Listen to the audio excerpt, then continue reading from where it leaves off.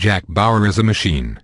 He's a loner, a rebel, and often ruthless when it comes to taking down his enemies. One could argue he's that way because of how much he's lost over the years, though the show doesn't spend much time analyzing these moments. When a new terrorist is always waiting in the wings, there isn't a ton of time to reflect. That changed, however briefly, in Monday night's season finale when Kate called Jack with devastating news: Audrey was dead. Jack dropped the phone, slid to the floor and pulled out his gun. Cheng had made good on his promise to kill Audrey if Jack came after him. Another woman in Jack's life had been brutally murdered, and it was, at least somewhat, his fault. He pulled out his gun and for a second seemed to think about pulling the trigger. There was never really a moment when I believed Jack would end it all. It's not his style, but the moment, played brilliantly by Kiefer Sutherland, added some much-needed pathos to what would go on to become a very grim finale. Once he snapped out of it, Jack was back in all his former glory, taking out Cheng's goons with everything from bullets to meat cleavers. It all led to an epic showdown between Cheng and Bauer, in which they beat each other bloody until Jack was able to give President Heller the proof he needed to dissuade China from going to war with America.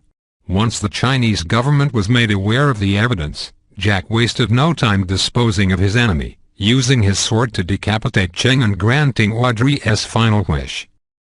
The high from avoiding war was short-lived. Heller was informed of his daughter's death and immediately collapsed. When we saw him next, it was nearly 12 hours later, the season's first and only time jump. He was boarding Air Force One with Audrey's casket.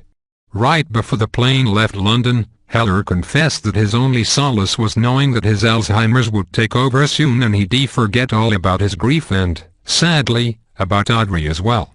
The now widowed Mark suffered a dark fate, too. He was arrested for treason and carried to America, where he will be put to trial and undoubtedly found guilty. Perhaps the only character who saw even a glimmer of hope was Kate Morgan. The anguish she felt over Audrey's death was clear.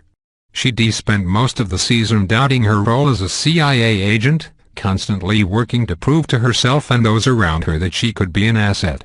While she was able to take out the sniper trained on Audrey, she hadn't considered the possibility of a second shooter and watched in horror as the president's daughter died in her arms. With a dead husband, a distaste for rules and some heavy survivor's guilt weighing her down, it's clear why many fans thought of her as the female Jack Bauer. By episode's end, she did something Jack no longer can. She left her badge and gun on her desk and left the CIA. Giving up the life hasn't been an option for Jack in many years. He may have flirted with the option when Heller offered him immunity earlier in the season, but when Chloe was kidnapped by the Russians while he took down Cheng, he decided to make the ultimate sacrifice.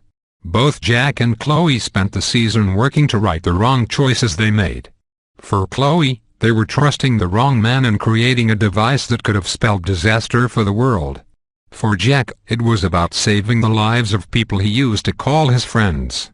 With Audrey Gunn and Heller's health deteriorating, there was no way he was letting Chloe go. As he traded his life for hers, he got to say some final words to his partner in crime, namely that she was his best friend. They grasped hands briefly before he boarded a helicopter with the Russians, who promised he was really going to like Moscow. As the helicopter took off, we had another quiet moment with our hero. He wasn't desperate or depressed like before, rather he almost seemed at peace. Jack may have lost the woman he loved, but the country isn't at war. Multiple terrorists were thwarted, his daughter and his best friend both got to live another day. This served as a comfort to our hero, who seemed to accept the bleak, violent future awaiting him. For Jack Bauer, it was a small price to pay.